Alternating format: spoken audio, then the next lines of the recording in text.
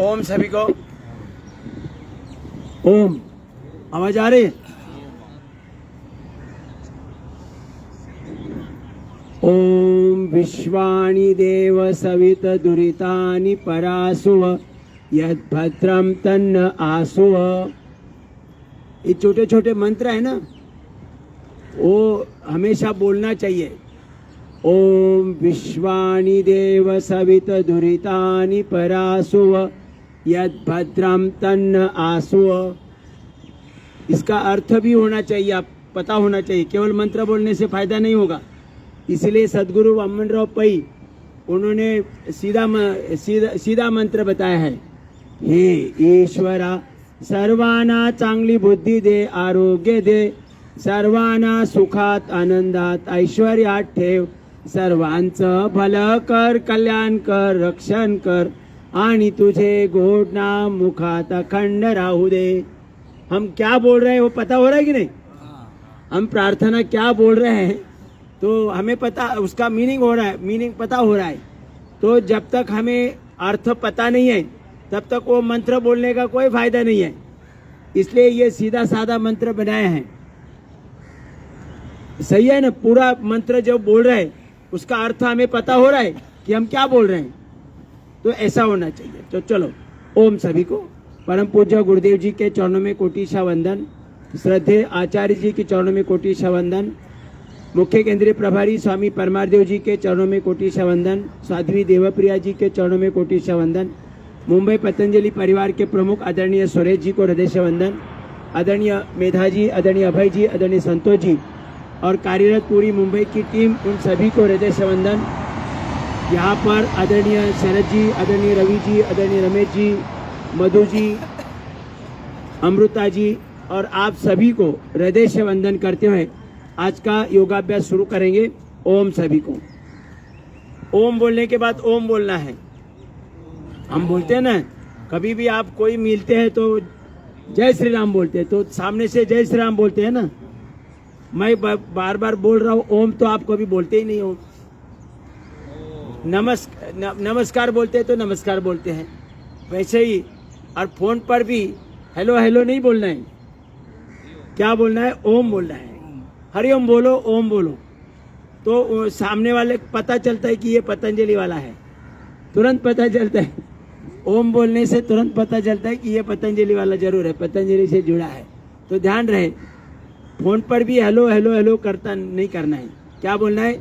ओम। तो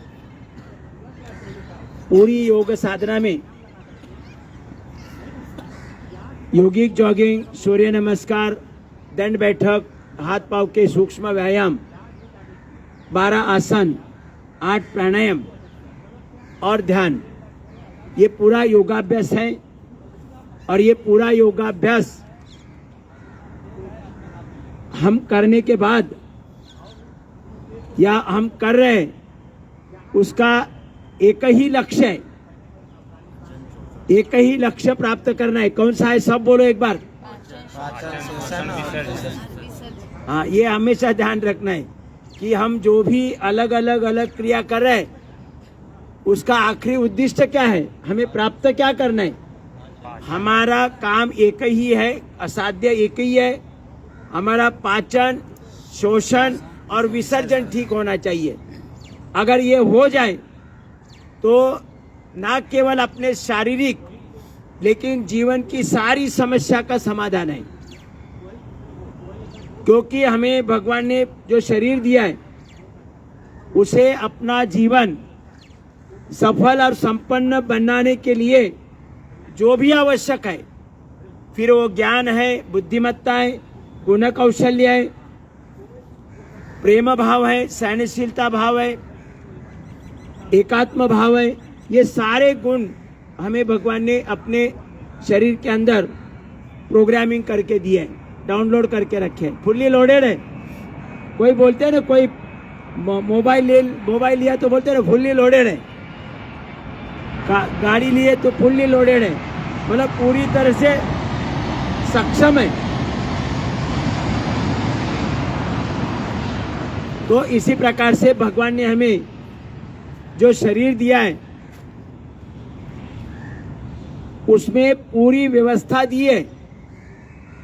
अगर उसमें बिगाड़ भी हो जाए तो भी ऑटो सिस्टम से दुरुस्ती की व्यवस्था लगाई है।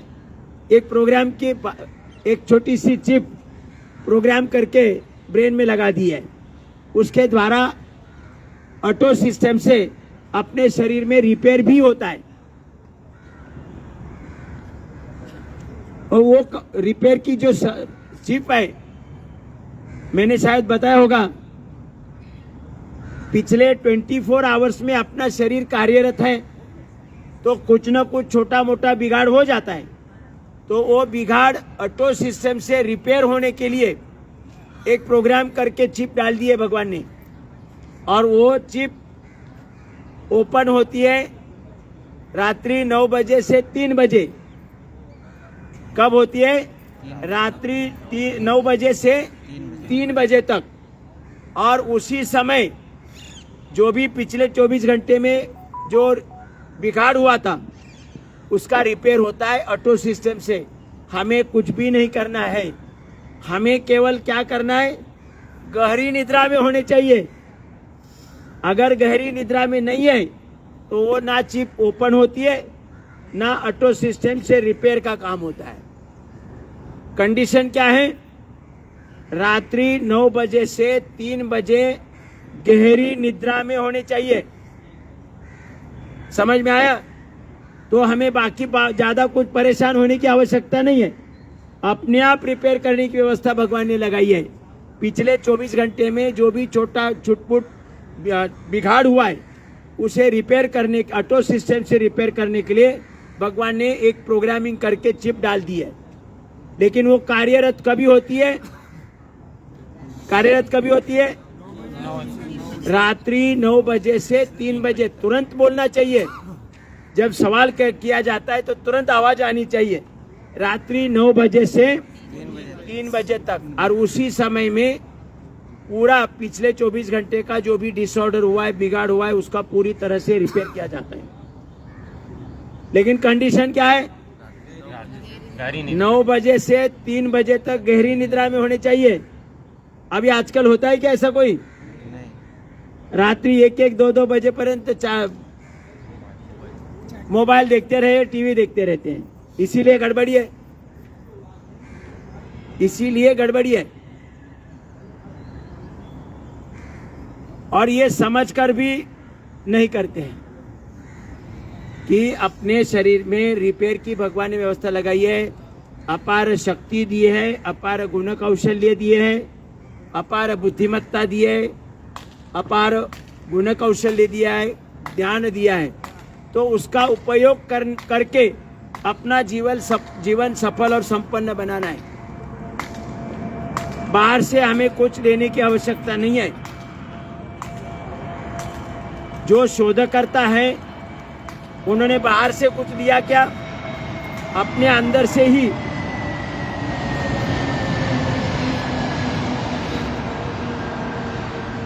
भगवान ने जो शक्तियां, गुण कौशल्य, बुद्धिमत्ता, ज्ञान दिया था वो जागृत किया और उन्होंने शोध अलग अलग प्रकार के शोध लगाए।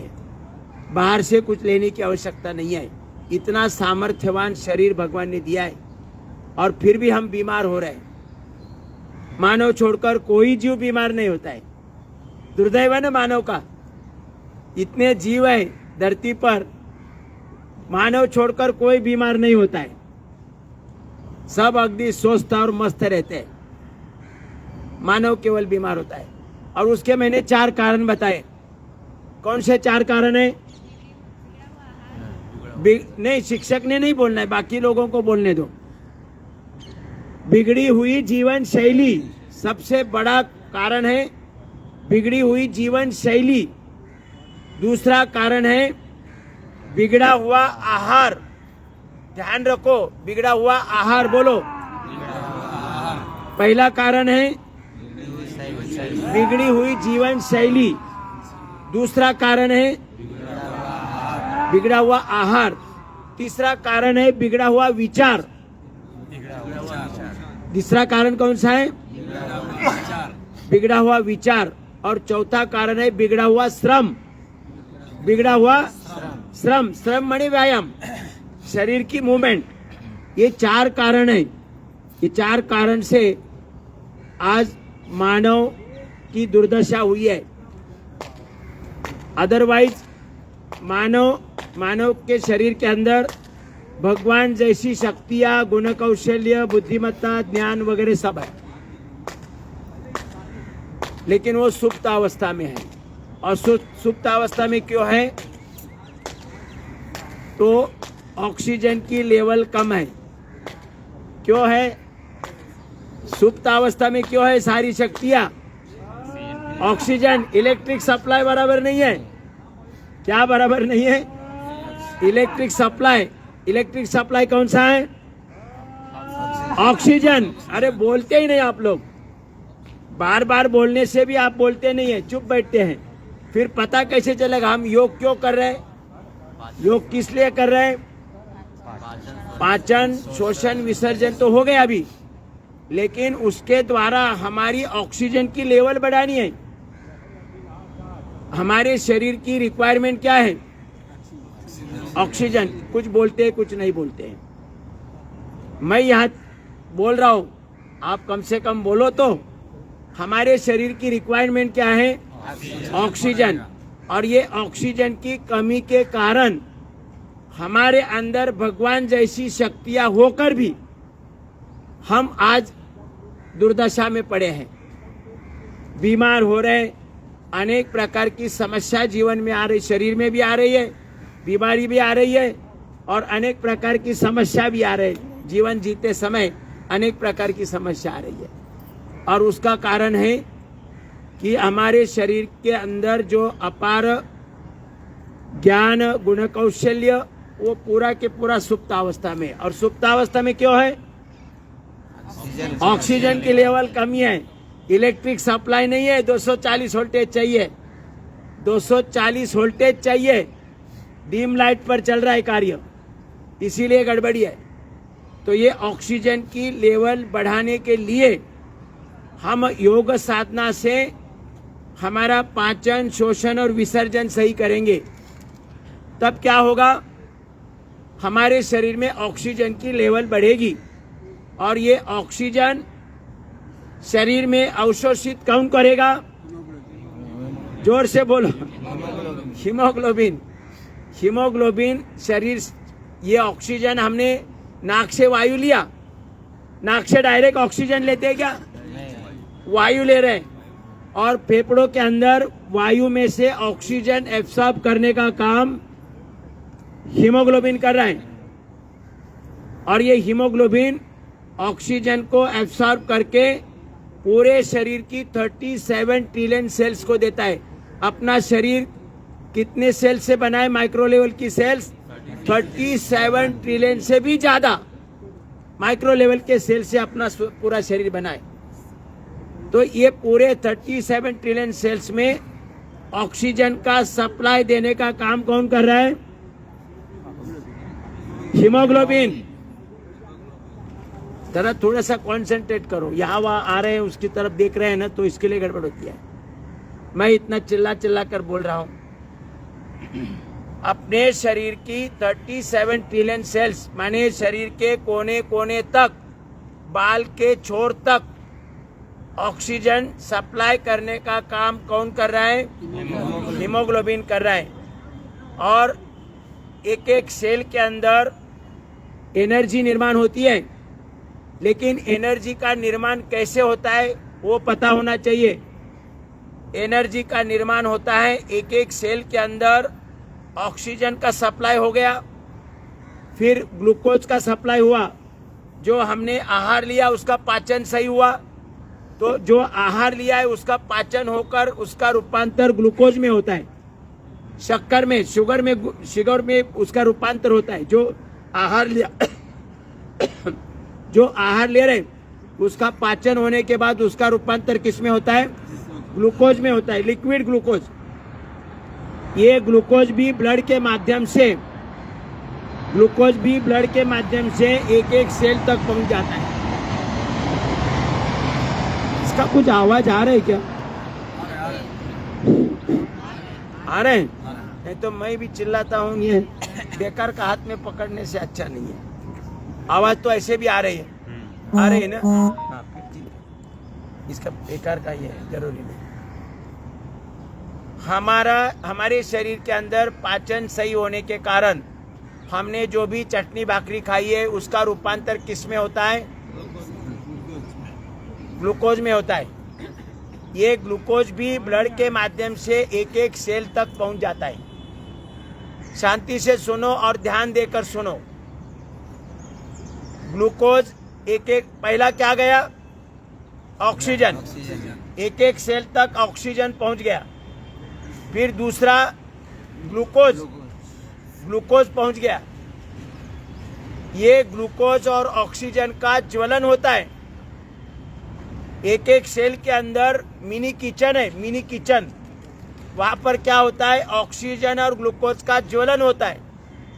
लेकिन ऑक्सीजन और ग्लूकोज का ज्वलन अपने आप नहीं हो सकता है। आपने दिया लगा होगा कभी? दिया दिवाली में पंती लगाते हैं ना, उसमें आपने घी डाल दिया या तेल डाल दिया, उसमें वाती लगाई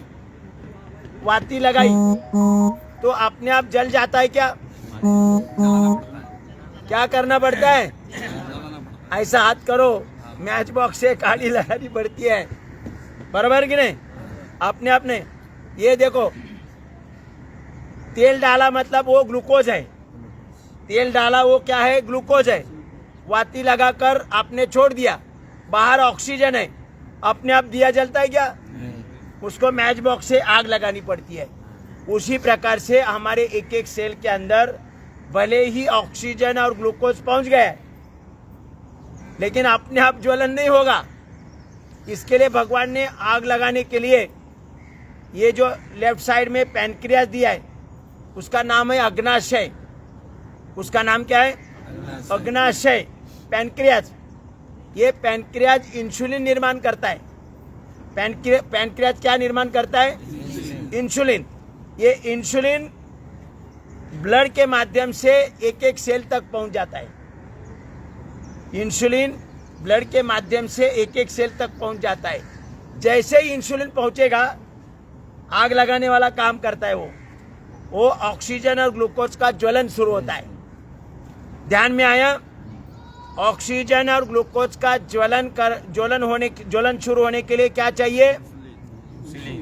इतना छोटा छोटा बोलते हैं, मैं इतना जोर से बोल रहा हूँ, आवाज नहीं आ रहा है। रात्रि खाया नहीं क्या कुछ?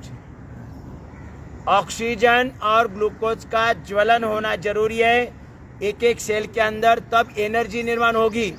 लेकिन ज्वलन होने के लिए ऑक्सीजन और ग्लूकोज का ज्वलन, आग लगाने का काम कौन कर रहा है? इंसुलिन निर्माण कौन कर रहा है? पैनक्रियास, अग्नाशय। उसका नाम है अग्नाशय। ये पैनक्रियास लेफ्ट साइड में, अपना लेफ्ट साइड में ये पैनक्रियास इंसुलिन निर्माण करता है। वो ब्लड के माध्यम से इंसुलिन एक एक सेल तक पहुंच जाता है और वहाँ आग लग जाती है। और एक एक सेल के अंदर मिनी किचन है, तो इसमें आग लगने से एनर्जी निर्माण होती है। और ये एनर्जी 240 वोल्टेज होगी तो क्या होगा? एक एक सेल के अंदर जो प्रोग्राम की फाइल है, ओरिजिनल सॉफ्टवेयर की फाइल ओपन होती है और कार्य भगवान ने जो निर्धारित किया है किस प्रकार के हार्मोन्स तैयार करने हैं, वही हार्मोन्स स्वतः निर्माण होते हैं। आप समझ में आया? ये मैं धीरे धीरे, पहले दिन बताया नहीं, पहले दिन क्या बताया? खाली ऑक्सीजन। एकदम सब पचेगा नहीं ना, एकदम बताएगा तो पचेगा नहीं, इसलिए मैं धीरे धीरे जा रहा था। आज मैंने पूरा बताया कि हमारे शरीर की एक एक सेल में हार्मोन्स की निर्मित होती है और उसी हार्मोन्स पर अपने शरीर के एक एक अंग का कार्य चलता है।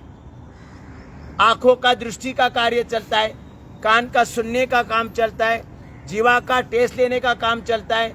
ऐसे अलग अलग कार्य चलते हैं कि नहीं शरीर में? हार्ट अलग काम करता है कि नहीं? लंग्स अलग काम करता है।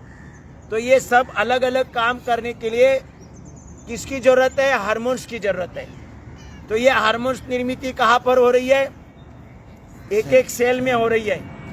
एक एक सेल में हार्मोन्स की निर्मित होती है और ये हार्मोन्स निर्मित होने के लिए वहाँ एनर्जी निर्माण होनी चाहिए। और एनर्जी कैसे निर्माण होती है?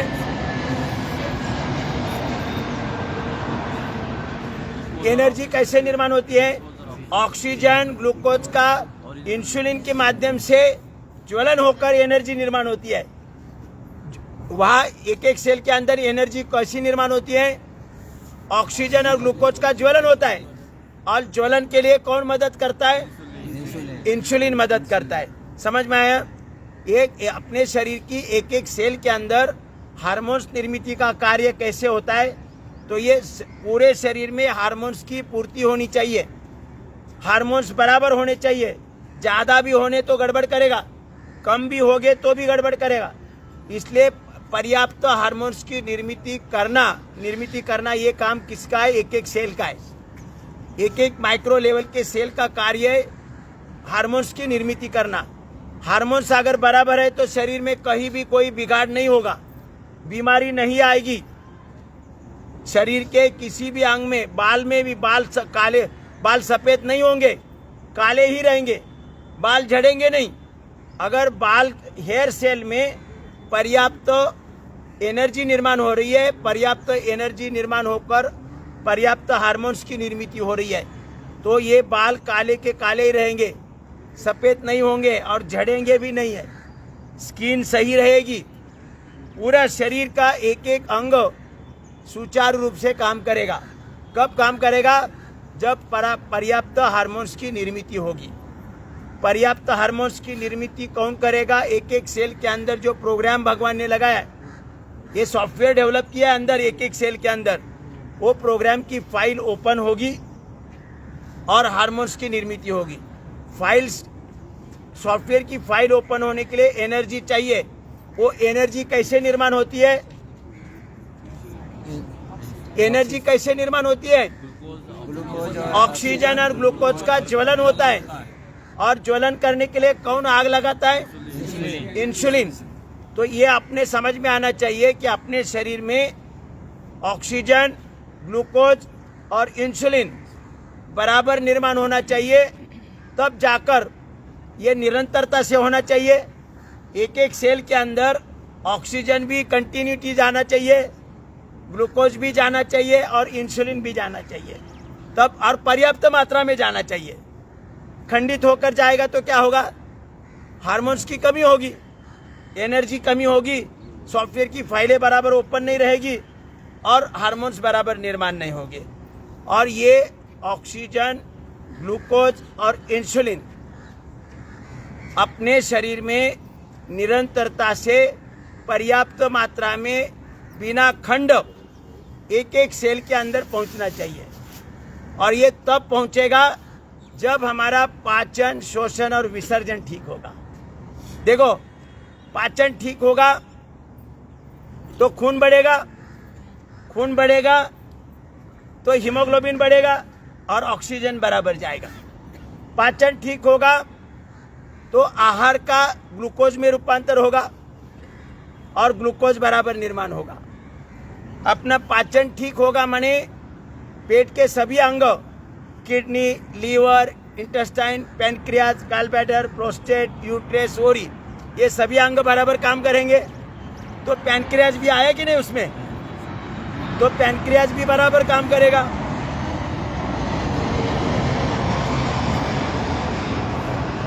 तो आपके समझ में आया कि हमारा पाचन, शोषण और विसर्जन ठीक होने से हमारे शरीर में ऑक्सीजन, ग्लूकोज और इंसुलिन पर्याप्त मात्रा में निर्माण होता रहेगा और पूरे शरीर की एक एक सेल को सप्लाई मिलता रहेगा और वहाँ पर ऑक्सीजन और ग्लूकोज का ज्वलन होगा। इंसुलिन के माध्यम से एनर्जी निर्माण होगी 240 वोल्टेज और एक एक सेल की सॉफ्टवेयर की, ओरिजिनल सॉफ्टवेयर की फाइल ओपन होगी।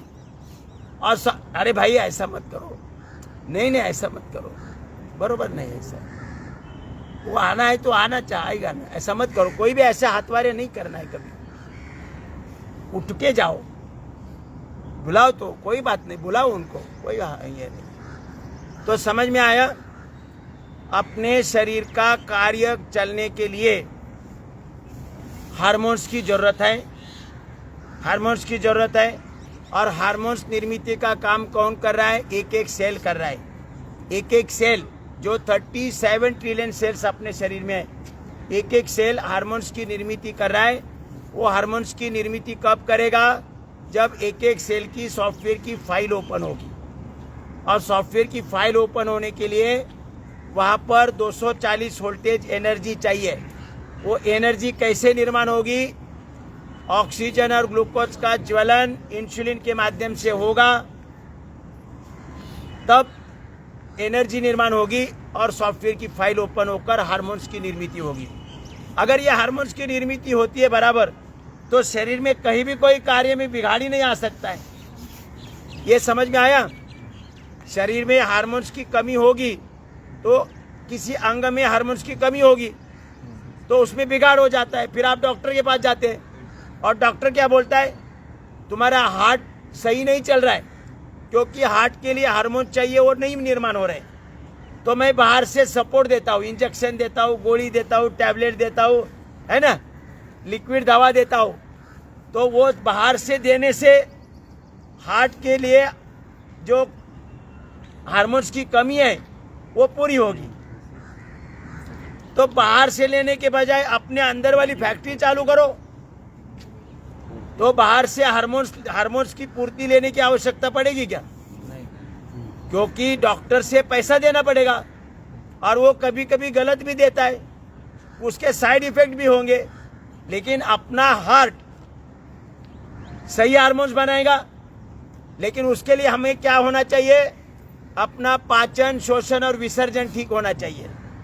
और उसके लिए हम योग कर रहे हैं। पूरा समझ में आया? योग करके हम अपना पाचन, शोषण और विसर्जन ठीक करेंगे तो हमारे शरीर में हार्मोन्स निर्मित के लिए एक एक सेल के अंदर पर्याप्त एनर्जी निर्माण होने के लिए ऑक्सीजन, ग्लूकोज और इंसुलिन मिलेगा। और वो निरंतरता से मिलना चाहिए। कुछ समय मिला, कुछ समय नहीं मिला तो कार्य में बिगाड़ होगा। एक एक सेल के अंदर ऑक्सीजन, ग्लूकोज और इंसुलिन नियमित रूप से 24 आवर्स और पर्याप्त मिलना चाहिए, तब जाकर एनर्जी निर्माण होगी और हार्मोन्स की निर्मित होती रहेगी। तो ये हार्मोन्स निर्मित अगर बराबर हो रही है, शरीर में हार्मोनल बैलेंस है, हार्मोनल बैलेंस मतलब ना ज़्यादा ना कम, तब जाकर हम आरोग्य संपन्न रहेंगे। और हमें भगवान ने जो शक्तियाँ दी है, अपार शक्ति दी है, भगवान जैसी शक्ति दी है, वो हम काम कर पाएंगे और इस धरती पर कुछ अलग काम कर पाएंगे। सबसे अलग हट के काम करेंगे और अपनी पहचान बना सकते हैं। कल मैंने बताया ना, कई सारे लोग हैं ना, अपनी अपनी पहचान बनाई है, तो उनके कई पीढ़ी गई, लेकिन उनको याद करते कि नहीं? महात्मा गांधी जी को याद करते सब। उनको क्या एक दो ज्यादा आंखें थी, 2-4 हाथ आगे ज्यादा थे, अपने जैसे ही थे, लेकिन उनकी पहचान अलग बन गई। कई सारे लोग हैं, छत्रपति शिवाजी महाराज कौन नहीं पहचानता, सुभाष चंद्र बोस सब पहचानते हैं, लोकमान्य तिलक, कई सारे लोग हैं, हस्तियां हैं जिनको आज सारी दुनिया पहचानती है। ट्रम्प को पहचानते हैं कि नहीं? सब ट्रम्प को पहचानते हैं सब। हमें कितने लोग पहचानते हैं? सारी शक्तियां तो हमें दी है भगवान ने, लेकिन सारी शक्तियां सोई पड़ी है। उसे जागृत करने के लिए हमें योग करना है। योग द्वारा हमारे शरीर में, पूरे शरीर में हार्मोन्स की निर्मित होनी चाहिए बराबर।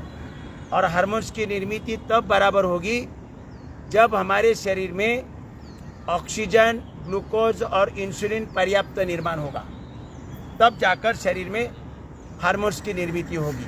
तो इसके लिए हमें योग करना है। योग क्यों करना है वो भी पता नहीं है तो फिर योग करने में मज़ा नहीं आता है। या प्रेरणा नहीं मिलेगी योग करने के लिए।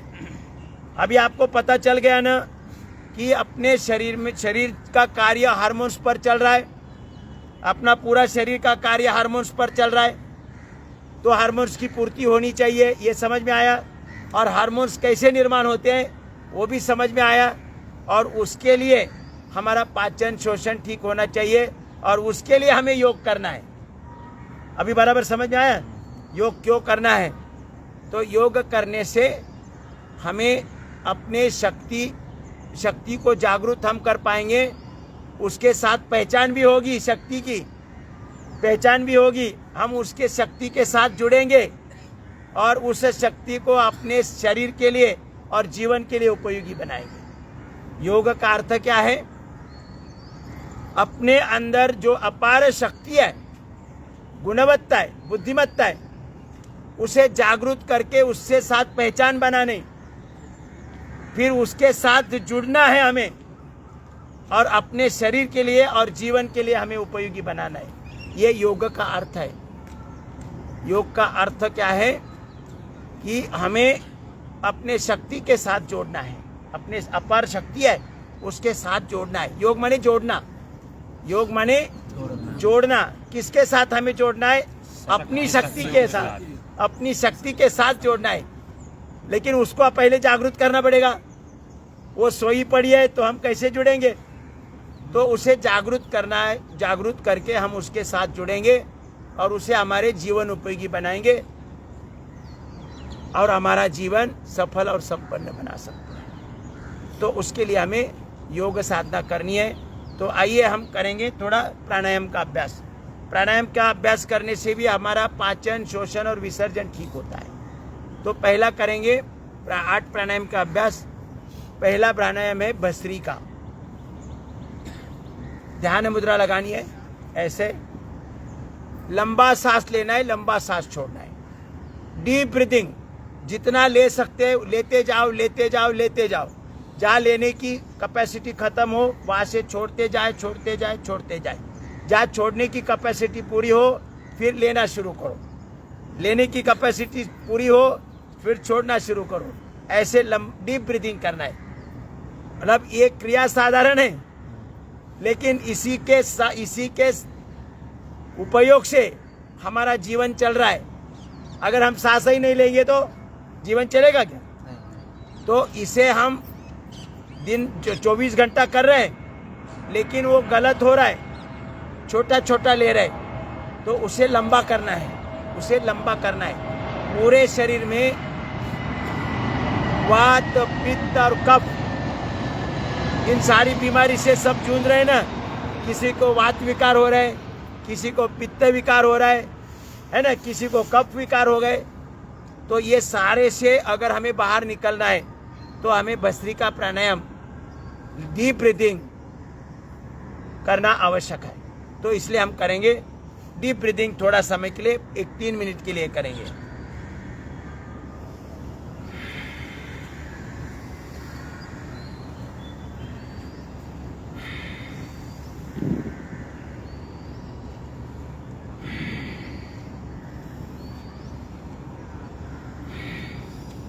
अरे तुम्हारा स्पीकर चलता नहीं है।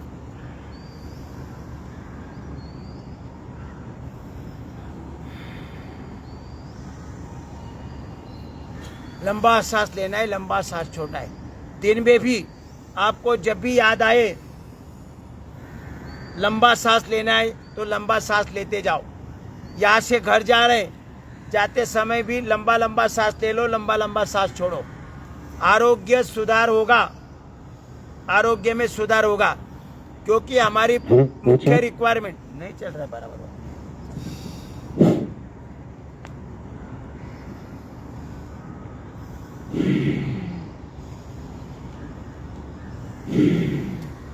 ये आवाज जा रहा है क्या उनको? जा रहा है आवाज? हाँ जा रहा है। नहीं नहीं, इसका हवा जो छूट गई देखो। नहीं ये नहीं है सर, सांस इधर भरने सामने वाली आ रही है। आवाज बढ़ाओ थोड़ा।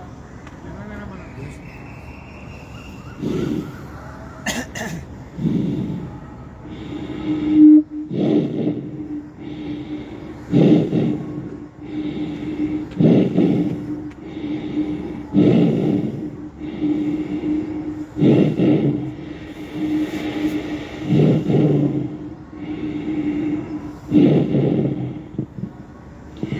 सांस लेना है, लंबा सांस छोड़ना है। क्रिया साधारण है लेकिन असाधारण लाभ मिलेगा।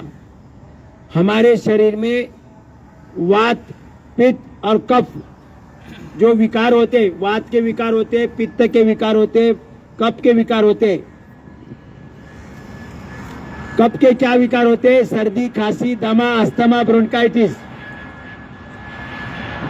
पित्त के विकार क्या होता है? एसिडिटी होती है, बीपी बढ़ जाता है, ब्लड प्रेशर की समस्या आती है। तो ये पित्त के विकार, एसिडिटी बन जाती है। वात के विकार, सभी जॉइंट्स में पेनिंग शुरू होता है। वात के विकार में सभी जॉइंट्स में पेनिंग शुरू होता है। तो ये तीनों प्रकार की जो समस्या है उसका निवारण होगा जब हम ये डीप ब्रीदिंग करेंगे। यहाँ तो हम 3 मिनट कर रहे हैं, लेकिन आप दिन भर जब भी आपको याद आए लंबा सांस ले लो, लंबा सांस छोड़ो। वात, पित्त, कफ के विकार नहीं रहेंगे, पूरा निचोड़ होगा उनका। इसलिए हमें 3 से 5 मिनट करना है, रुकेंगे। अब करना है कपालभाति। दूसरा प्राणायाम कौन सा है? कपालभाति। कपालभाति में केवल नाक से हवा का धक्का मार देना है। ये कपालभाति से हमारे लंग्स की शुद्धि होगी। शुरू करो।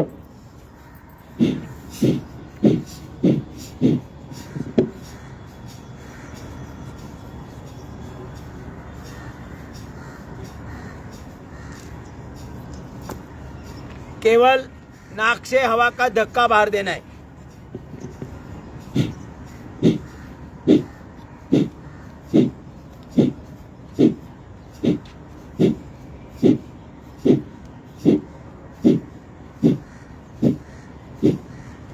खाली पेट करना है। खाना खाने के बाद करना है तो 4 या 5 घंटे के बाद करना है। और कपालभाति पूरा करने के बाद अगर खान पान करना है तो आधा घंटे के बाद खान पान करना है।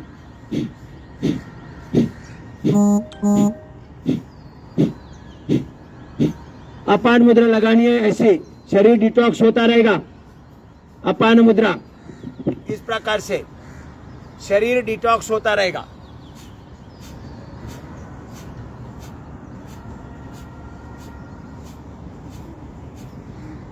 लंग्स की शुद्धि हो रही है। लंग्स से हम कार्बन बाहर फेंक रहे हैं नाक से, तो लंग्स की शुद्धि हो रही है। अपने पेट के सभी अंगों का व्यायाम हो रहा है, तो पेट के सभी अंगों की भी शुद्धि हो रही है।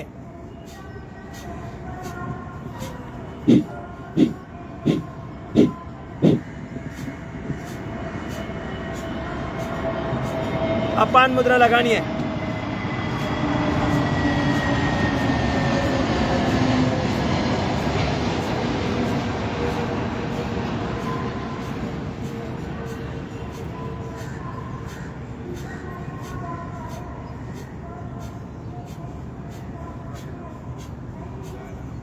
शरीर में सर के बाल से लेकर पांव के नाखून तक जितनी भी बीमारियां हैं, उन समस्त बीमारियों का नाश करने की शक्ति इस एक क्रिया में है। शरीर की सारी बीमारी, चाहे जो भी आपको नाम पता है या पता नहीं है, वो सारी बीमारी का जड़ से नाश करने के लिए एक क्रिया है, कपालभाति।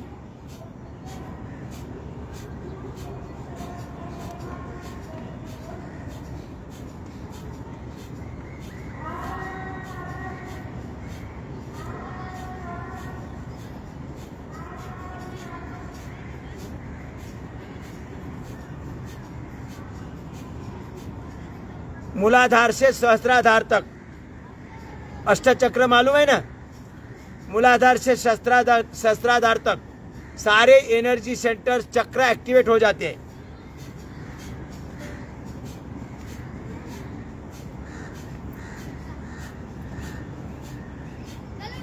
मूलाधार से सहस्त्राधार तक अष्टचक्रों का जागरण होता है कपालभाति से।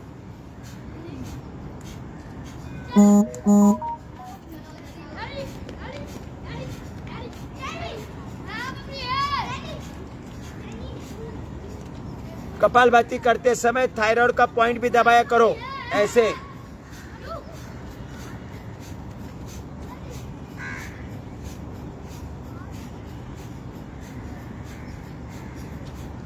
थायराइड का पॉइंट है। थायराइड क्या काम करता है? शरीर में हार्मोनल बैलेंस मेंटेन करने का काम करता है। क्या करता है? शरीर में हार्मोनल बैलेंस मेंटेन करने का काम करता है, पूरे शरीर में। ये थायराइड, उसको ठीक करने के लिए कपालभाति के साथ साथ ये पॉइंट दबाना है। कपालभाति बंद नहीं करना है, नहीं तो थायराइड का पॉइंट दबाना शुरू किया, कपालभाति बंद, ऐसा नहीं। यहां भी एक स्ट्रोक लगेगा, यहां भी एक लगेगा।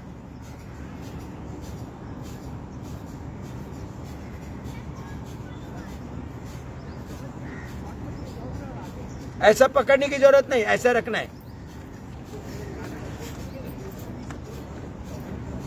दोनों हाथों में।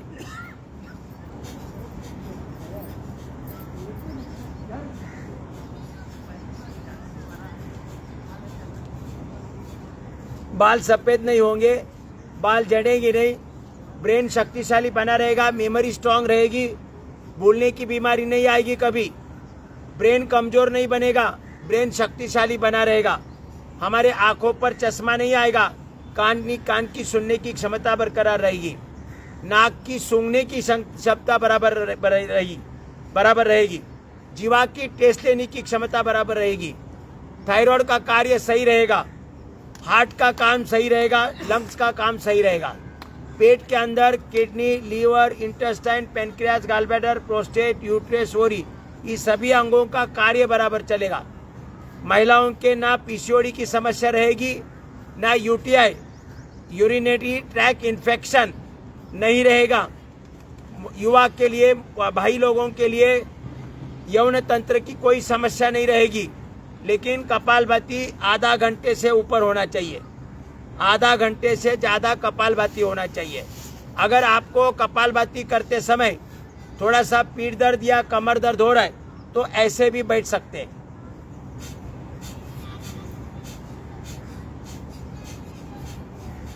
पाँव फोल्ड करके समस्या है तो ऐसे भी बैठ सकते हैं।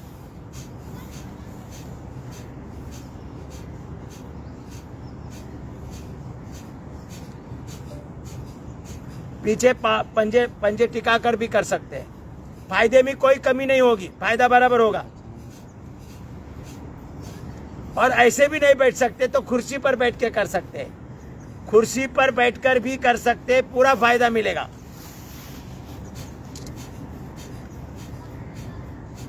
मैं आपको गारंटी देता हूं, आधा घंटा जो कपालभाति करेगा, जीवन में किसी भी प्रकार की बीमारी से उसको जूझना नहीं पड़ेगा। कोई बीमारी, थोड़ा धीरज चाहिए। मुझे कैंसर ठीक होने के लिए 2.5 साल लग गए। 50 की उम्र में मुझे कैंसर था, लेकिन उसको समय लगा, 2.5 वर्ष लगे। कोई दवा नहीं ली, किसी डॉक्टर के पास नहीं गया, एक पैसा खर्च नहीं किया, घर के अंदर बैठे बैठे कपालभाति करके मैं ठीक हुआ। इसलिए मैं रोज कितना करता हूं कपालभाति मालूम है? 10,000। ये स्ट्रोक है ना, 1, 2, 3, ऐसे 10,000 करके आता हूं मैं। मुझे पूरा विश्वास हुआ है। मेरे चश्मा गया, दोनों घुटने से मैं खड़ा नहीं हो पाता था, घुटने ठीक हो गए, दवा नहीं है, ये चलता नहीं है, बराबर नहीं है, घुटने ठीक हो गए, कोई दवा की नहीं है। अभी 76 में 10 माले की बिल्डिंग दौड़ के चल रहा हूं, कोई समस्या नहीं। पिछले 25 साल में कोई दवा नहीं है, पिछले 25 साल में कोई दवा नहीं ली। कोरोना पीरियड में वैक्सीन तक नहीं लिया, कोरोना नहीं हुआ। कोरोना का जीवाणु अगर मुझे काटता था तो वो मर जाता था, मुझे कोरोना नहीं हो सकता है, क्योंकि मैं कपालभाति ज्यादा करता हूं। कपालभाति ऐसी एक क्रिया है कि हमारे शरीर में जीवन भर कभी बीमारी आ ही नहीं सकती। बाल झड़ने से लेकर, बाल सफेद होने से लेकर, पांव के नाखून तक, जितनी भी शरीर में बीमारी है, हजारों बीमारी है, उन सभी का समाधान है कपालभाति।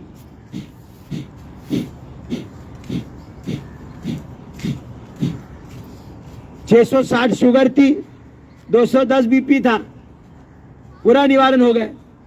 25 साल में कोई दवा नहीं है, आज भी कोई दवा नहीं, और बीपी 120/80 है और शुगर नॉर्मल है 100 के आजू बाजू में, कोई समस्या नहीं आती है।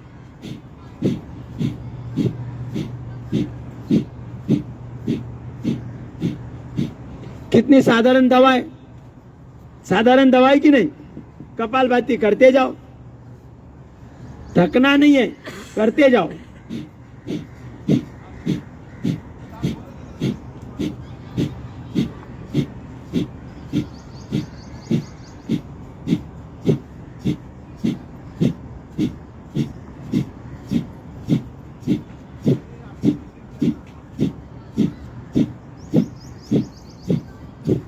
रोजाना आधा घंटा करना है। और जैसे थायराइड का पॉइंट दबाया मैंने, वैसे अपना पैनक्रियाज भी सही रहना चाहिए कि नहीं, इंसुलिन के लिए। तो ये पैनक्रियाज लेफ्ट साइड में है, तो लेफ्ट साइड में ये पैनक्रियाज का पॉइंट है, यहाँ पर लेफ्ट साइड में, केवल लेफ्ट हाथ में, या ऐसे दबाना है, यहाँ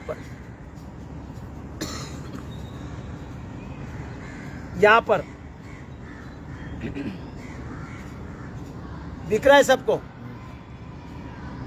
यहाँ पर ऐसे दबाना है कपालभाति के स्ट्रोक के साथ।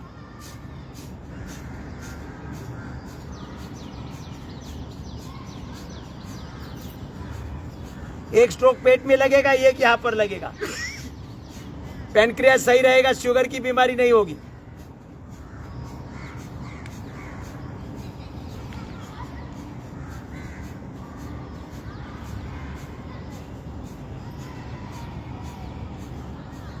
पैनक्रियाज का समझ में आया। पैनक्रियाज, लीवर कहाँ है, राइट साइड में है ना, लीवर राइट साइड में है, तो राइट हाथ में केवल यहाँ पर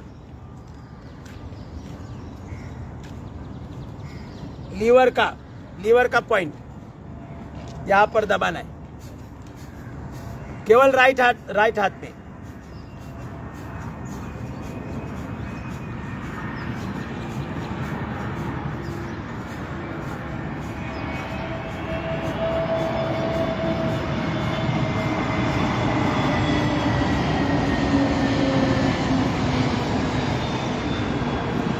लीवर हमें पाचक रस देता है।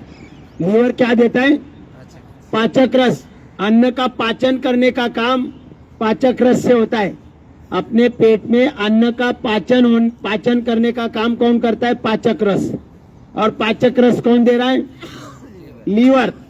तो लीवर को ठीक रखना अपना काम है, उसके लिए उसको व्यायाम देना जरूरी है। तो ये कपालभाति से व्यायाम हो रहा है लीवर का, प्लस उसको और ताकत मिलेगी जब हम पॉइंट दबाएंगे।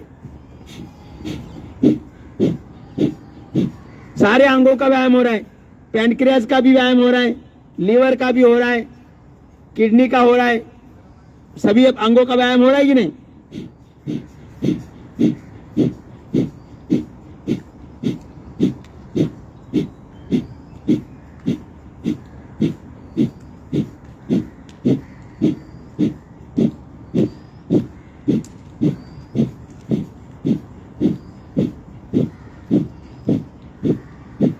किडनी कहाँ पर है, किडनी दोनों साइड है कि नहीं, 2 किडनी है, दोनों साइड में है ना।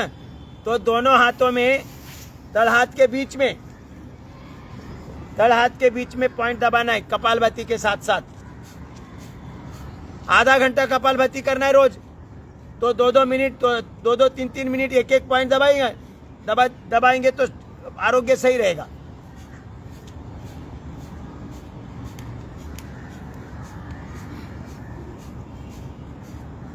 दोनों हाथों में, 2 साइड में है तो दोनों हाथों में, एक साइड में तो एक हाथ में, ये साइड में है तो ये हाथ में, सिंपल है।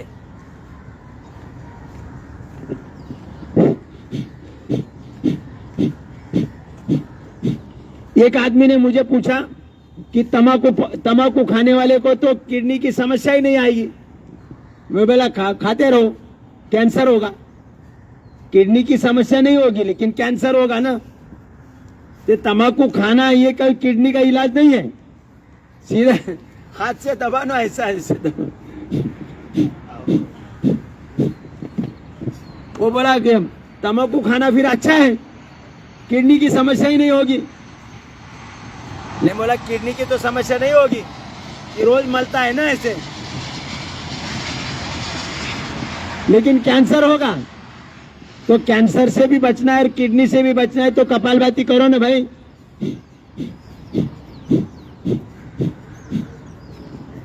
चलो रुकेंगे, कितना समय हो गया? 7:30। अरे अजून वेल है, सब समय है। अब बाह्य प्राणायाम करेंगे। शक्ति को ऊर्ध्वगामी बनाना है, ऊपर उठाना है, कुएं से बाहर निकालना है। कुएं से बाहर निकालेंगे तभी खेती बराबर हरी भरी रहेगी। वैसे हमारा शरीर हरा भरा रहने के लिए जो एनर्जी निर्माण हुई है कपालभाति द्वारा, पाचन ठीक हुआ है, एनर्जी निर्माण हुई है, वो एनर्जी को ऊपर उठाना है। कुंडलिनी शक्ति को ऊर्ध्वगामी बनाना है। 3 बार 3 बंद के साथ पहले सांस भरना है, फिर बाहर छोड़कर बाहर ही रोकना है। जब तक बाहर रोक पाते हैं अपनी मर्यादा में, तब तक पेट को छाती की तरफ खींच के लेना है टाइट। और उस समय क्या करना है, अपनी टोड़ी कंठकूप में लगानी। यहाँ पर जालिंदर बन लगेगा। कौन सा? जालिंदर बन लगेगा। कौन सा बन लगेगा? जालिंदर। ये थायराइड संबंधी कार्य, हार्मोनल बैलेंस का कार्य करता है ना ये थायराइड, तो उसमें लाभ होगा। फिर अपनी नाभि पीठ की तरफ जाएगी, उड़ियान बंद लगेगा, तो हमारा पाचन तंत्र स्वस्थ होने में मदद होगी। और तीसरा बंद लगेगा, नाभि के निचला भाग ऊपर खींचेंगे तो मूल बंद लगेगा। और मूल बंद लगेगा तो हमारा अपान वायु द्वारा जो शरीर का शुद्धि कार्य है, यौन तंत्र है, वो शक्तिशाली बनेगा। इसके लिए 3 बंद के साथ, जालिंदर बंद, उड़ियान बंद और निचला वाला ऊपर खींचेंगे तो मूल बंद। 3 बंद के साथ बाह्य प्राणायाम करना है। 3 बार, 5 बार, 11 बार, जितना आपको ज्यादा कर सकते हैं उतना करना है, लेकिन धीरे धीरे बढ़ाना है। एक ही समय में 10 बार 11 बार नहीं करना है। अभी करेंगे हम 3 बार।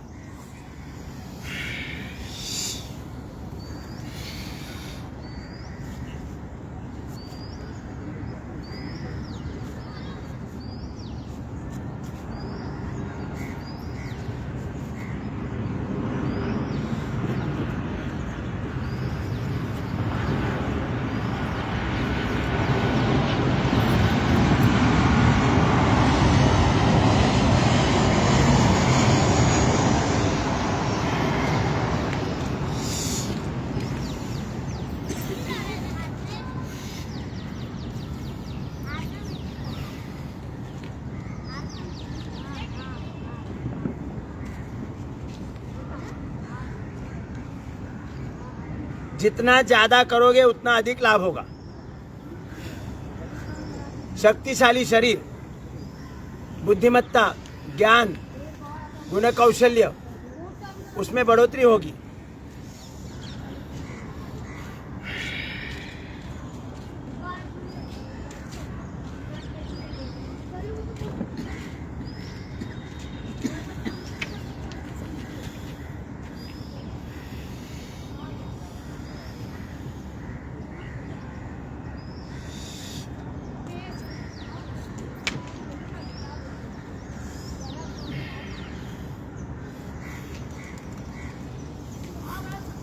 बाह्य प्राणायाम के बाद करेंगे अग्निसार क्रिया।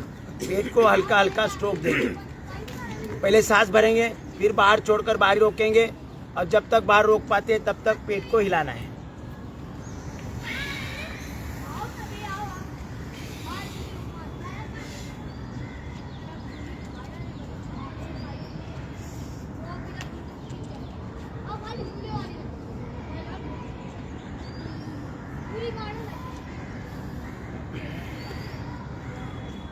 जीवन में अगर दवा लेने की नौबत ना आए, डॉक्टर के पास जाने की नौबत ना आए, पैसे खर्च करने की नौबत ना आए, ऐसा अगर चाहते हैं तो ये 8 प्राणायाम करो।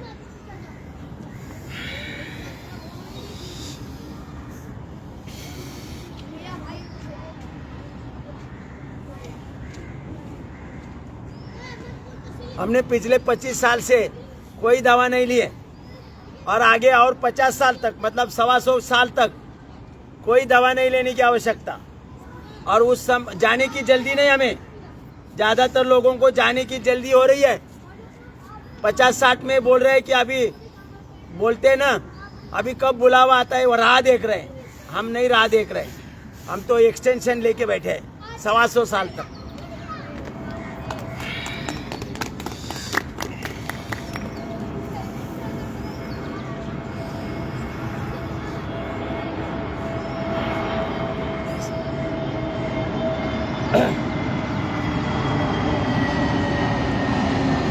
डेट है ना अपना, ऐसा मुट्ठी में आना चाहिए।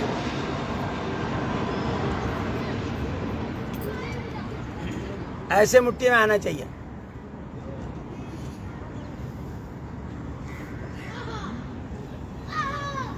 और ऐसे बैठे तो पीछे से पकड़ में आना चाहिए, ऐसे ऐसे पकड़ में आना चाहिए। देखो आ रही है, आ रहा है। अरे अंगूठे पकड़ने, हाथ नहीं पकड़ना है पीछे से।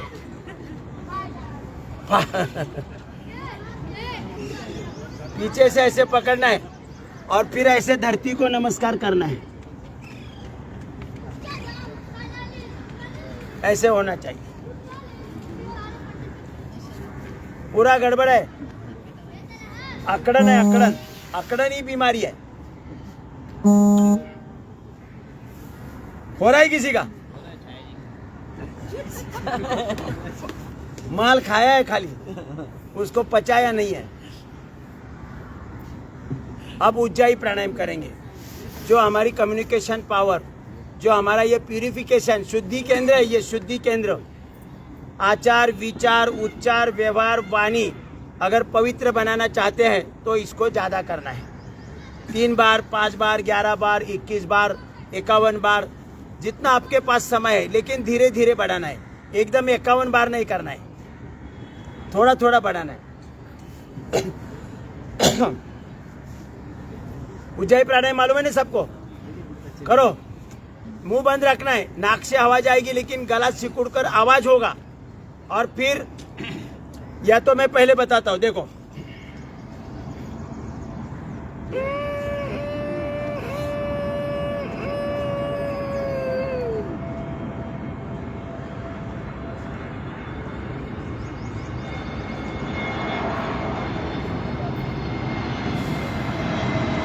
पूरी क्रिया है। गला सिकुड़कर आवाज करते हुए आवाज भरनी है। फिर अपनी अनुवटी यहाँ लगानी है, कंठकूप में जालिंदर बंद लगेगा। और उस समय दूसरा एक ही बंद लगेगा, नाभि का निचला भाग ऊपर खींचना है और मूल बंद लगेगा। उज्जाई प्राणायाम में 2 बंद लगते हैं। बाह्य प्राणायाम में कितने बंद लगते हैं? 3। बाह्य प्राणायाम में 3 बंद लगते हैं और उज्जाई प्राणायाम में 2। एक जालिंदर बंद लगता है और दूसरा मूल बंद, मतलब नाभि का निचला भाग ऊपर खींचा जाता है। और गला सिकुड़कर सांस भरना है, फिर जालिंदर बंद लगेगा, मूल बंद लगेगा और फिर रुकना है। और रुकने की क्षमता खत्म हो तो बंद छोड़ना है, ऐसे ऐसे छोड़ना है, राइट नोस्ट्रिल बंद करके लेफ्ट से छोड़ना है। ये पूरी क्रिया है। तो इसके द्वारा हमारा थायराइड का कार्य सही होगा, थायराइड विशुद्धि चक्र का कार्य सही होगा। तो हमारे आचार विचार व्यवहार उच्चार वाणी पवित्र बनेगी, हमारी कम्युनिकेशन पावर बढ़ेगी, संवाद क्षमता। लोगों का ऐसा लगे कि भाई सुनते जाओ सुनते जाओ सुनते जाओ, ऐसे ना हो कि भाई लोग उठ के जाए। तो ये पावर बढ़ानी है, प्रेजेंटेशन पावर बढ़ानी है। तो इसको ठीक करना है और इसके लिए उज्जाई प्राणायाम करो 2 बार करेंगे।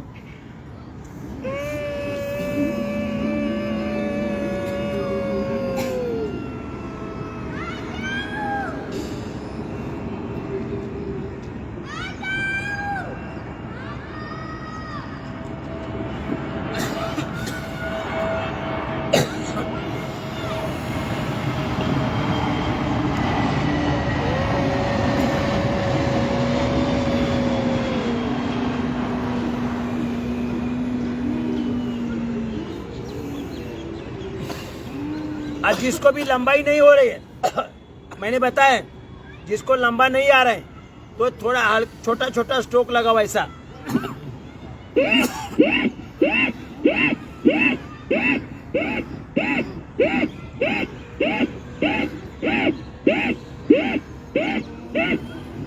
दिन में कभी भी लगाओ, जब भी आपको याद आए वो 10-15 बार खींचो, फिर 1-2 घंटे के बाद और खींचो, फिर और 1 घंटे के बाद और खींचो, तो ये हमारा विशुद्धि चक्र सही होगा। हार्मोनल बैलेंस, आचार विचार व्यवहार उच्चार वाणी पवित्र बनेगी, जीवन पवित्र बनेगा, हमारी वाणी पवित्र बनेगी, हमारे उच्चार सही होंगे। जो बच्चे कुछ अटक अटक के बात करते हैं ना, आकला कर तुकला कर बात करते हैं, वो नहीं रहेगा। उसको उज्जाई प्राणायाम करने के लिए बोलो।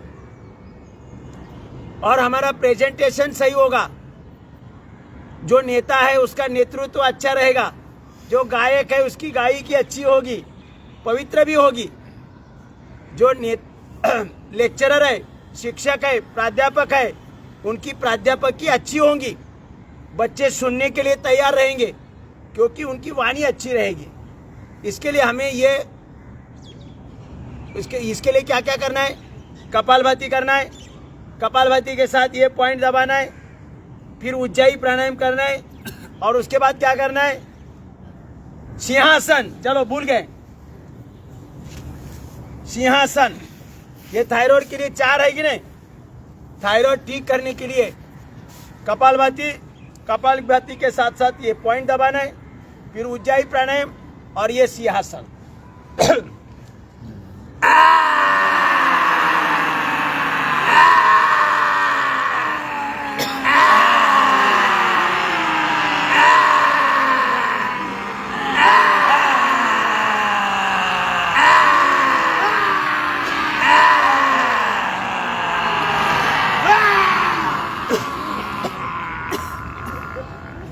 शर्माने की कोई बात नहीं। अब हमें अगर अपना जीवन अगर पवित्र बनाना है तो ये करना पड़ेगा।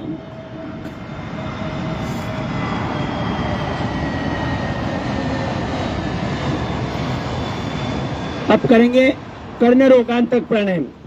देखो, कान की क्षमता बरकरार होनी चाहिए, कान में मशीन लगाने की नौबत ना आए, तो इसके लिए कपालभाति के साथ साथ हमें ये कर्ण रोगांतक प्राणायाम करना है। यहाँ की नसें खोलने के लिए यहाँ पर ब्लड सप्लाई होना चाहिए, तो इसके लिए रोजाना कर्ण रोगांतक प्राणायाम 3 बार करना है। कैसा करना है? देखो, नाक और मुंह बंद करना है, हवा भरनी है, पहले हवा भरनी है फुल, और नाक और मुंह बंद करके फिर हवा का प्रेशर निर्माण करना है और यहाँ की नसें खुल जाएगी। मैं पहले दिखाता हूँ।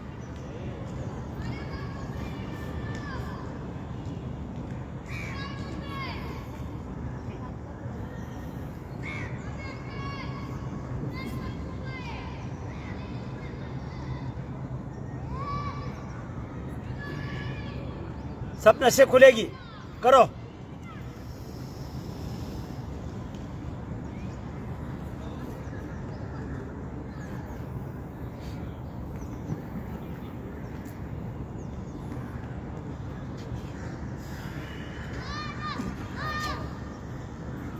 जीवन भर कान की मशीन नहीं चाहिए तो ये करो, रोज 3 बार 5 बार करो, कान की मशीन लगेगी नहीं।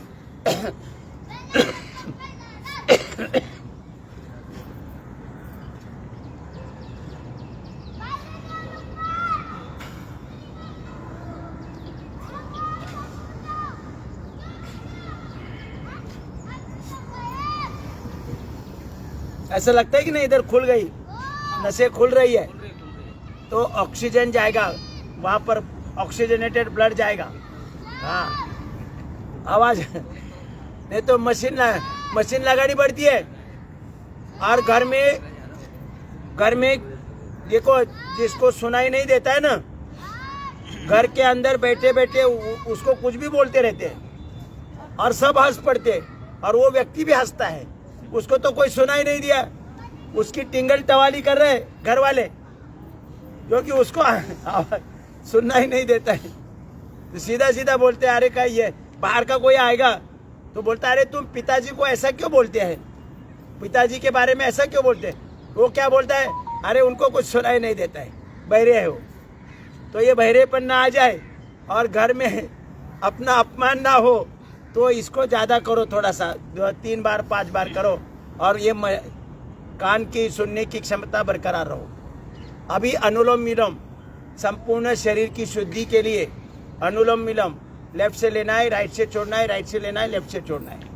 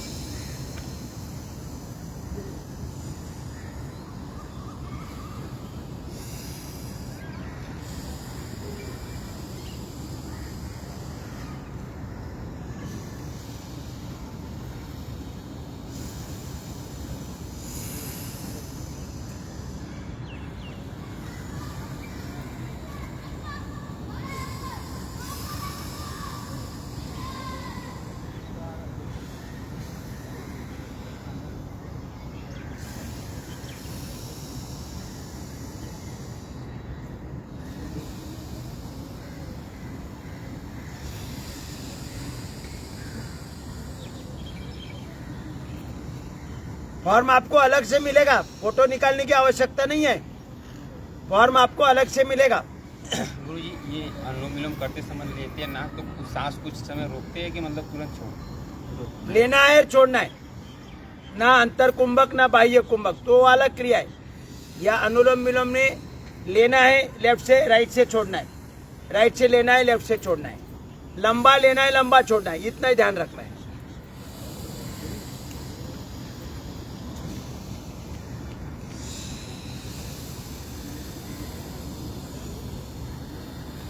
रवि जी फॉर्म नहीं क्या, एक्स्ट्रा फॉर्म नहीं है।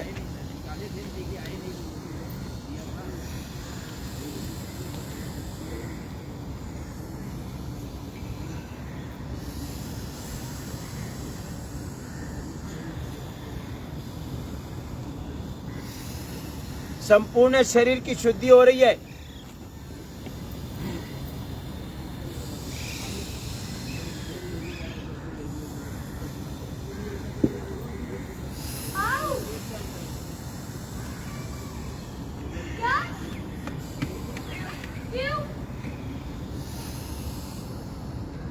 सरदर्द नहीं रहेगा, आंखों पर चश्मा नहीं रहेगा, कान की सुनने की क्षमता बरकरार रहेगी, ब्रेन पावरफुल बनेगा, मेमोरी स्ट्रांग रहेगी। ये अनुलोम विलोम से शरीर तो शुद्धि होगी, लेकिन अनेक फायदे अब हमें लाभ होगा।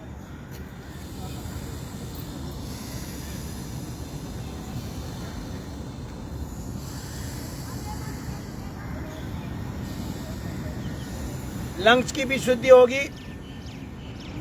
संपूर्ण शरीर में 72,72,10,201 नस नाड़ियां हैं, उनकी भी शुद्धि होगी। आंखों पर चश्मा नहीं रहेगा, ब्रेन पावर बनी रहेगी, मेमोरी स्ट्रांग रहेगी।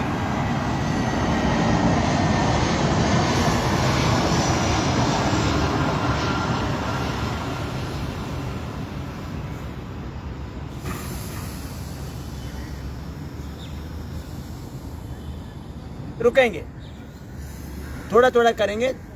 अब ब्राह्मरी प्राणायाम, ब्रेन के लिए ऑक्सीजनेटेड ब्लड का सप्लाई होना चाहिए। यहाँ कफ भर जाता है, कफ यहाँ कफ भर जाता है। कफ कहाँ भरता है, कफ यहाँ भरता है और यहाँ भरता है। यहाँ भरने से सर्दी, खांसी, दमा, अस्थमा, ब्रोंकाइटिस होता है। तो यहाँ भरने से हमारी ब्रेन पावर कमजोर हो जाती है, आंखों पर चश्मा आता है, सुनने की क्षमता कम होती है, क्योंकि कप भरने के कारण नस नाड़ियाँ जाम हो जाती है और ऑक्सीजन का सप्लाई नहीं होता है। तो इसके लिए हमें ब्राह्मरी प्राणायाम से यहाँ का कप निकालना है, नस नाड़ियाँ खुली करनी है। इसके लिए ब्राह्मरी प्राणायाम करना है।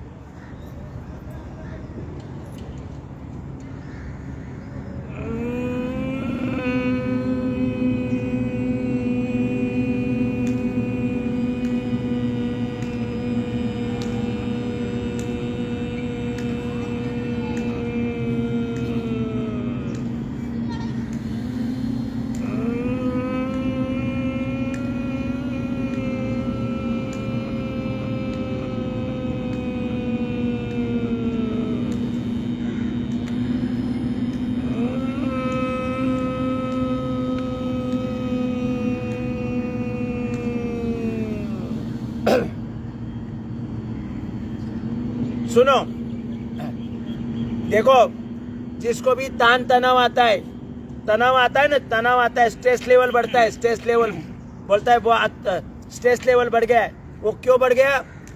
तो हमारे यहाँ पर कप भरने के कारण ब्रेन को आवश्यक ऑक्सीजन नहीं मिल रहा है, ब्रेन कमजोर हो गया। इसलिए छोटी सी समस्या, चींटी जैसी समस्या हिमालय जैसे लगने लगती है कि ब्रेन पावर कमजोर है। ब्रेन पावर कमजोर क्यों होगी? या कप भरने के कारण ऑक्सीजनेटेड ब्लड अपने ब्रेन को सप्लाई नहीं हो रहा है, इसलिए ब्रेन कमजोर हो गया। अगर ब्रेन पावरफुल रहेगा तो हिमालय जैसी समस्या चींटी जैसी लगेगी, फिर तनाव में आएगा आदमी, स्ट्रेस लेवल नहीं आएगा। तो स्ट्रेस लेवल हम लाते हैं, कप भरा है, कप भरने से ब्रेन को ऑक्सीजन नहीं मिलता है और फिर आदमी तनाव में आ जाता है। छोटी सी समस्या हिमालय जैसे लगने लगती है। लेकिन कप क्यों बनता है मालूम है? कप बनता क्यों है? पाचन, शोषण और विसर्जन ना होने के कारण कप क्यों बनता है? आहार का पाचन ना ठीक होने से कप बनता है। और कप की जगह कहां पर? यहाँ पर और यहाँ पर। कप अगर यहाँ पर समस्या नहीं चाहिए तो कप को बनने ही नहीं देना, और कप को बनने नहीं देना तो क्या चाहिए? पाचन ठीक होना चाहिए। पाचन ठीक होगा तो आहार का कप नहीं बनेगा। पाचन अगर ठीक होगा तो कप बनेगा ही नहीं, और कप बनेगा नहीं तो यहाँ जमेगा नहीं। और ये सारी समस्या, दमा, अस्थमा, ब्रोंकाइटिस, सर्दी, खांसी, ये यहाँ का जो टावर हाउस का काम है, दृष्टि, ब्रेन, सुनने की क्षमता, टेस्ट लेने की क्षमता, सूंघने की क्षमता, ये सारा काम उसमें बिगाड़ आ जाता है। तो इसके लिए हमारा पेट ठीक चाहिए। पेट अगर ठीक है तो कप का निर्माण नहीं होगा, और कप यहाँ नहीं जमेगा, सर दर्द नहीं होगा, माइग्रेन नहीं होगा, कुछ नहीं होगा। तो इसके लिए भ्रामरी प्राणायाम करना है। कौन सा? भ्रामरी 3 बार, 5 बार, 11 बार। स्ट्रेस लेवल ज्यादा है तो 51 बार तक कर सकते हैं। 51 बार तक कप पूरा निकलना चाहिए। कप निकलने तक वो भ्रामरी प्राणायाम कर सकते हैं, लेकिन धीरे धीरे बढ़ाना है। एकदम 51 बार नहीं करना है, मतलब सब सर जाम हो जाएगा। पहली बार 51 बार किया तो बोला कप का पूरा खाली करते हैं, स्ट्रेस लेवल ज्यादा है, ऐसा नहीं करना है। धीरे धीरे बढ़ाए। पहले महीना भर 3 बार करो, फिर 5 बार करो, फिर 11 बार, 21 बार, 51 बार। धीरे धीरे कप से निष्कासन होगा तो ब्रेन पावरफुल बनेगा। और आखिरी प्राणायाम जो है उद्गीत और प्रणव, ध्यान की अवस्था, ध्यान मुद्रा लगानी है। 3 बार ओम का उच्चारण करना है और फिर शांति से बैठना है। 1 मिनट से लेकर एक दिन, एक साल, जितना ज्यादा बैठोगे ध्यान की अवस्था में उतना ऐप एक्टिवेट होंगे। ऐप मालूम है ना, मोबाइल में एक्टिवेट करते हैं। ऐसे करोड़ों ऐप अपने शरीर में डाउनलोड करके रखे भगवान ने। वो ऐप एक्टिवेट हो गए तो जीवन ऐसा बनेगा, जीवन में कोई समस्या नहीं रहेगी। तो इसके लिए उद्गीत और प्रणव 3 बार ओम का उच्चारण करेंगे, फिर शांति से बैठेंगे आंखें बंद करके, लंबा गहरा सांस भरें।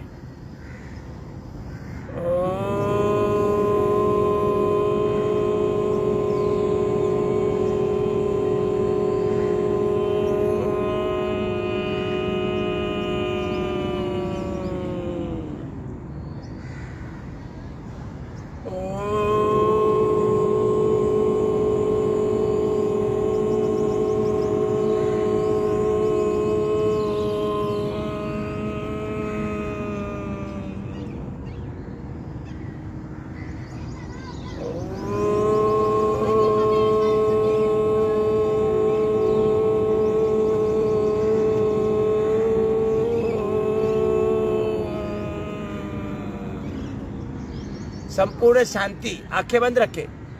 मंद गति से सांस लेना है, मंद गति से छोड़ना है। ध्यान की अवस्था, इस ध्यान की अवस्था में जितना ज्यादा बैठेंगे उतने ज्यादा ऐप, जैसे मोबाइल में ऐप एक्टिवेट करके लेते हैं, वैसे हमारे शरीर में ऐप एक्टिवेट होंगे और हमारा संपूर्ण शरीर का कार्य और जीवन का कार्य सहज बनेगा। मंद गति से 1 मिनट बैठो, 5 मिनट बैठो, 10 मिनट बैठो, 15 मिनट, जितना समय अपने घर में मिलता है ओम का उच्चारण करो और शांति से बैठो। 1 मिनट, 5 मिनट, 10 मिनट, अपना पूरा जीवन सहज बनेगा। मंद गति से सांस लेना है, मंद गति से छोड़ना है।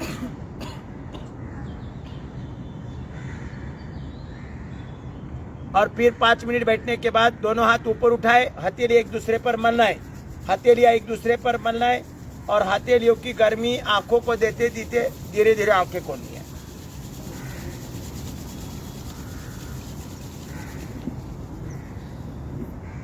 ये है 8 प्राणायाम, भस्त्रिका से लेकर उद्गीत और प्रणव, ये 8 प्राणायाम हमें रोजाना करना है।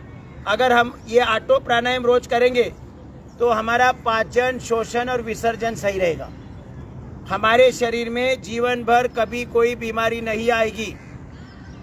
मानव खाली बीमार होता है, बाकी कोई जीव बीमार नहीं होता है। होता है क्या कोई जीव बीमार?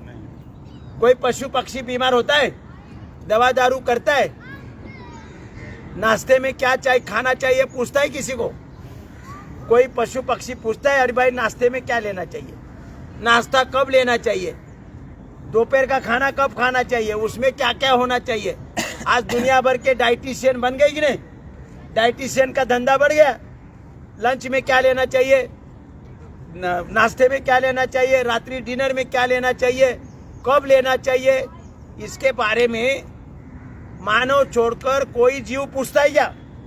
मच्छर पूछता है आपको? दूसरे मच्छर को पूछता है भाई नाश्ते में क्या लेना चाहिए? उनको पता है, क्योंकि उनकी जो सॉफ्टवेयर की फाइल है वो ओरिजिनल सॉफ्टवेयर की फाइल ओपन है। इसीलिए गधा दारू नहीं पीता है। गधे को आप 8 दिन पानी मत दे दो और बाद में दारू की बकेट रखो, नहीं पिएगा, क्योंकि उसे उसकी सॉफ्टवेयर की फाइल ओपन है। उसे अंदर बताने वाला बैठा है कि ये तुम्हारा पेय नहीं है, लेकिन मानव की ये प्रोग्राम की फाइल बंद है, इसलिए वो दारू भी पीता है, कुछ भी खाता है, पिज्जा बर्गर वगैरह कुरकुरे फुरकुरे मुरमुरे सब खाता है। गड़बड़ी वाला है तो भी खाता है, क्योंकि उसकी फाइल ओपन नहीं है, मैनुअल की फाइल ओपन नहीं है। और बाकी सभी जीवों की मैनुअल की फाइल ओपन होने के कारण वो गड़बड़ी वाला खाना नहीं खाता है। अपना खाना छोड़कर दूसरा नहीं खाता है। गाय भैंस को 8 दिन भूखा रखो और मांस खिलाओ, खाएगी क्या? कौन बता रहा है? अंदर वो बैठा है, अंदर बैठा है, वो बोलता है अरे ये तुम्हारा खाना नहीं है, लेकिन हमारे अंदर वाला वो सो गया है। हमारे अंदर क्या हुआ है? सो गया है, इसीलिए हमें पता नहीं पड़ता है, हम खा लेते हैं। तो इस प्रकार से हमारे शरीर में अगर हार्मोन्स की निर्मित बराबर होगी तो हमारे शरीर में मैनुअल की फाइल भी ओपन होगी और एक एक अंग की ओरिजिनल सॉफ्टवेयर की फाइल ओपन होगी। हम बीमार भी नहीं होंगे और हमारा जीवन सहज बनेगा। जीवन में कोई समस्या नहीं आएगी, जीवन में बीमारी भी नहीं आएगी और सारे जीवन में कोई समस्या भी नहीं आएगी। ये 8 प्राणायाम करने से, 8 प्राणायाम। और इसमें धर्म भरम कुछ नहीं है, कोई धर्म भरम बंदी नहीं होता है। आजकल हमारा देखो या शाहपुर में अब्दुल शेख है, उसकी वाइफ क्या नाम है उसके, नजमा, और बेटा साहिल, तीनों योग शिक्षक है। और शाहपुर जिले में 294 गांव है, वो गांव फिरकर घूमकर योग सिखा रहे लोगों को। तो वहाँ उसको जिला प्रभारी बना दिया है और उसको 4 व्हीलर गाड़ी भी दी है घूमने को स्वामी जी ने। तो ये काम जो भी करेगा उसको पूरी व्यवस्था मिल जाती है। जो काम प्रामाणिकता, 2 मिनट, पूरा प्रामाणिकता से करेगा। हरिद्वार से हरिद्वार तक योग पहुंचाने का है, हरिद्वार से हरिद्वार तक योग पहुंचाने का है। खर्च स्वामी जी करते हैं, आपको चिंता करने की आवश्यकता नहीं है। तो इतना बड़ा महान कार्य कौन करता है? भारत सरकार कर रहा है। भारत सरकार हॉस्पिटल खोल रहा है और पैसे देकर वहाँ दवा लेनी पड़ती है या फंसाया भी जाता है। लेकिन ये योग साधना सिखाने का काम परम पूज्य गुरुदेव जी मतलब स्वामी रामदेव जी के द्वारा पूरे भारत में चल रहा है और वो फ्री में चल रहा है। ऐसा कोई कार्य नहीं कर रहा है आज पूरे विश्व में, अगर देखा जाए ऐसा कोई कार्य नहीं कर रहा है, मुफ्त में कर रहा है, पूरा खर्च वही कर रहा है। अब यहाँ देखो ये चटाई उनके द्वारा ही है, मतलब पूरा खर्च करने के लिए तैयार है। खाली आपकी तैयारी चाहिए, योग करो और अपना आरोग्य सही रखो, बस इतना ही इच्छा है उनकी। उनको कुछ नहीं चाहिए। लोग बोलते हैं कि ये पैसे कमाकर उनको भेजते हैं, अरे उनको भेजने की जरूरत ही नहीं है, उनको एक पैसा भी नहीं भेजा जाता है, पूरा पैसा यहीं पर खर्च होता है। जो भी पैसा चाहिए उनके द्वारा प्राप्त होता है और वही खर्च हम कर रहे हैं। हम किसी से कुछ नहीं ले रहे, हमें कोई फीस वगैरह, हमारा पगार वगैरह कुछ नहीं है, हमें कोई पगार नहीं है, मानधन नहीं है। तो ये समझ लेना, ये सेवा कार्य पिछले 25 साल से कर रहे हैं। लेकिन फायदा क्या, आज 76 में मुझे कोई समस्या नहीं है। 76 में ये मेरा मानधन है, इसलिए मानधन वगैरह पैसे में मानधन ये कर सकते क्या, मानधन की कीमत ऐसे। और ये ऐसा 125 साल तक रहूंगा, इसलिए ये सबसे बड़ा मानधन है, ये सबसे बड़ी सैलरी है, पगार है। इससे बढ़कर कोई सैलरी नहीं है, हो सकती है। तो आप भी इसमें आ जाओ और लोगों को योग सिखाने का काम करें। ओम सभी को। आइए रवि जी 3 बार ओम का उच्चारण करेंगे।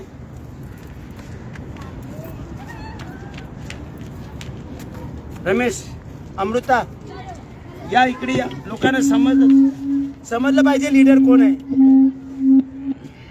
शरद जी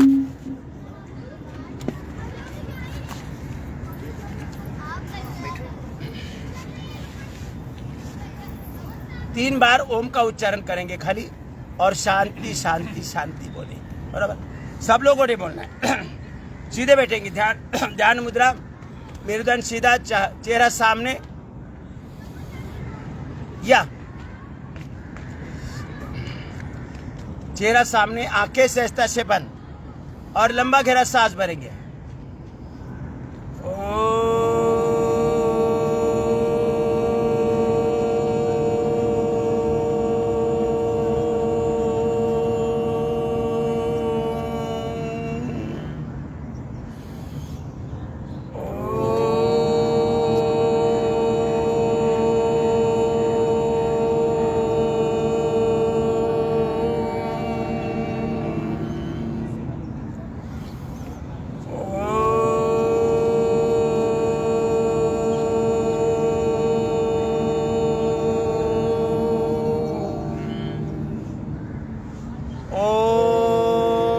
शांति शांति शांति। सभी को ओम, सबके आभार, सबका दिन शुभ जाए। और अपने अपने पड़ोसी को योग साधना में लेके आओ, फ्री योग सिखाया जाता है, तो सबको लेके आए, नहीं तो पाप लगेगा, ध्यान रखो। ओम।